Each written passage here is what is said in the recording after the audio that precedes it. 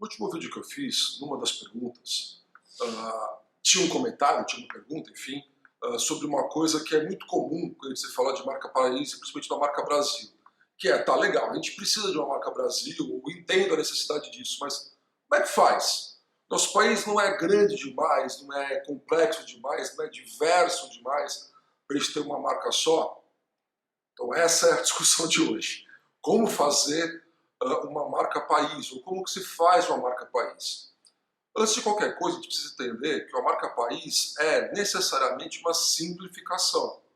Ou seja, quanto maior o país, ou quanto mais plural ele for, mais simplificada essa marca vai acabar sendo. Porque nenhuma marca tem a capacidade de embarcar toda essa diversidade, essa pluralidade, essa complexidade de um país do tamanho do nosso, do tamanho da China, dos Estados Unidos, ou de qualquer grande país muito plural. Então, como que a gente faz isso? Eu acho que, antes de tudo, a gente tem que entender que o processo bem-sucedido de marca país deveria necessariamente envolver as pessoas. Então, eu parto de um princípio onde sempre a gente constrói essa informação, essa imagem, essa percepção, essa identidade de dentro para fora. Então, o primeiro passo seria ouvir as diferentes culturas, etnias, comportamentos do Brasil. Pô, Caio, mas isso é muita coisa. Pois é, ninguém disse que era uma tarefa fácil. Realmente, a gente deveria, primeiro de tudo, mapear o Brasil em diferentes comportamentos, diferentes grandes comportamentos, e aí por região, por estado, por imigração, por etnia. Meu palpite sempre é palpite cultural, então eu separaria por macro-regiões, entenderia, e aí, a partir dessa separação de macro-regiões, entenderia como essas regiões se comportam, do ponto de vista cultural, e depois, lógico, entenderia a partir das pessoas, convidaria a todos a participar dessa construção e ouviria essas pessoas, e mais do que ouviria, você já sabe o quanto eu odeio o termo escuta, eu envolveria essas pessoas em processos colaborativos para que, junto com elas, a gente pudesse chegar no que representa ou no que define aquele recorte que a gente fez anteriormente, daquele lugar, daquela cultura, daquela região. A partir daí, a gente sobreporia todas essas regiões e procuraria pelas resultantes. Ou seja, alguns conceitos, e aí a gente vai chegar no tal da brasilidade, muito provavelmente estão presentes em todas essas culturas. Então, a sobreposição disso, a gente começaria a entender quais são os elementos que são a cola entre esses lugares todos e que tem maior representatividade no país como um todo. Essas colas, esses elementos, seriam os pontos de partida ou a orientação inicial porque a gente imaginaria como uma marca país. Então, de novo, de dentro para fora, colabora com as pessoas, cria com elas, pega todas essas características regionais, sobrepõe tudo, procura as resultantes, essas resultantes vão te dar uma ideia simplificada do que é essa identidade brasileira ou essas identidades brasileiras. Isso é uma outra boa discussão. É uma só ou são várias? Como marca país é sempre a simplificação, a gente vai ter que procurar um grande conceito guarda-chuva que seja capaz de colocar debaixo dele o maior número possível de características. Então a gente provavelmente vai ter um grande guarda-chuva e dentro dele diferentes verticais que vão pegar não uma região específica, mas uma cultura e um comportamento que podem estar presentes em diferentes regiões. Então uma coisa que é importante a gente imaginar é que sempre que a gente está falando de um lugar como um país ou como o nosso país, não é uma questão geográfica, é uma questão cultural e comportamental. Então esse recorte, ele muitas vezes vai estar em vários estados, em várias regiões. A gente vai juntando e chega nesse grande mosaico de culturas que, por sua vez, se transforma nessa marca país. E uma coisa que é importante a gente entender é que, e a imagem disso, como que a gente vende isso? A gente já falou isso nos outros vídeos, a venda disso, a promoção disso, é o resultado das nossas ações internas.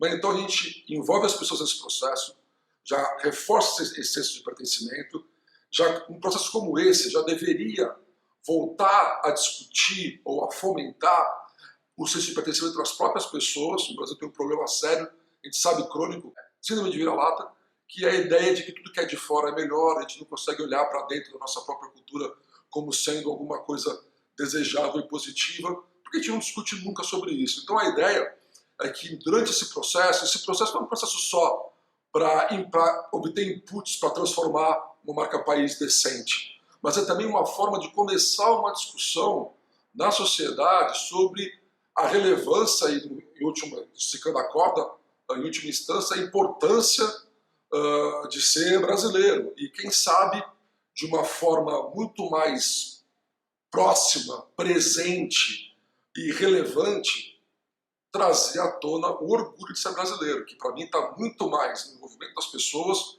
do que em ações como cantar o hino, hastear a bandeira.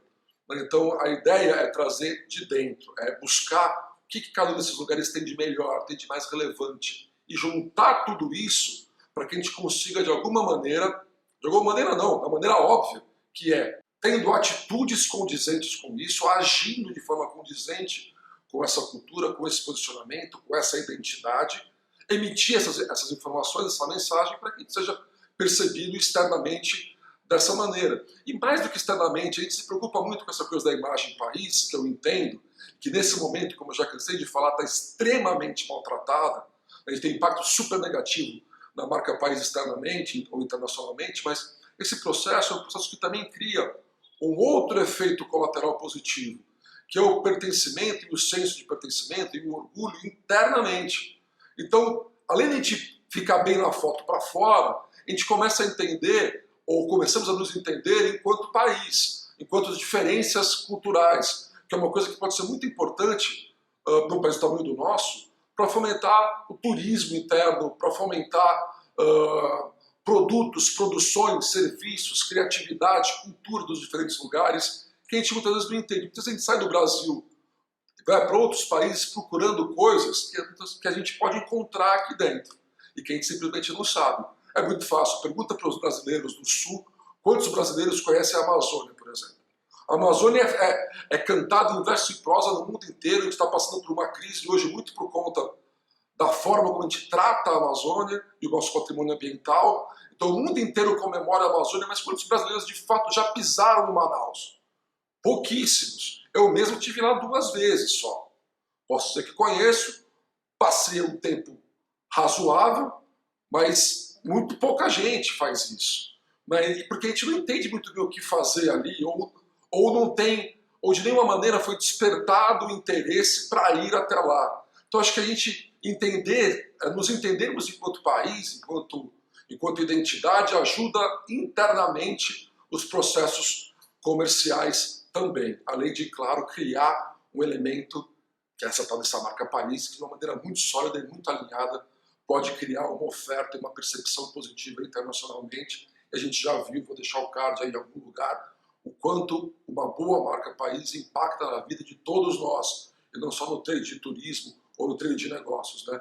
Todo mundo é beneficiado se você tiver um país com uma boa reputação, uma boa percepção, uma imagem positiva internacionalmente. Há uma coisa que é muito difícil, mas certamente não é impossível. Agora, a gente está atrasado? Está super atrasado. A gente já deveria ter feito isso há muito tempo, mas eu já falei aqui em outros vídeos o problema que a gente tem com a ideia de Brasil, com a própria ter uma identidade nacional, que por conta lá do Estado Novo a gente pegou um certo trauma da palavra e nunca mais parou para pensar comercialmente e só academicamente. E tem vários trabalhos sobre isso nas ciências humanas, mas comercialmente ou pragmaticamente a gente não entrou nunca mais nessa discussão e por isso a gente é refém de uma narrativa externa que, por sua vez, molda a percepção sobre nós mesmos, percepção sobre a qual hoje a gente não tem nenhuma interferência. Ou seja, a gente está à mercê do que pensam e falam da gente, uma vez que a gente, enquanto cidadão desse país, dessa marca, não tomou as rédeas para interferir nessa narrativa através de ações. Não é interferir na narrativa criando um discurso vazio, como se tenta fazer, que é uma coisa muito comum aos governos. É, de fato, criar ações, ter ações que refletem numa narrativa mais positiva e de impacto mais positivo mundo afora. Tá bom? Espero que vocês tenham gostado. Se gostaram, curtam, compartilhem, dê um joinha, apertem o sininho, aquela coisa toda. Eu espero vocês no próximo. Até lá.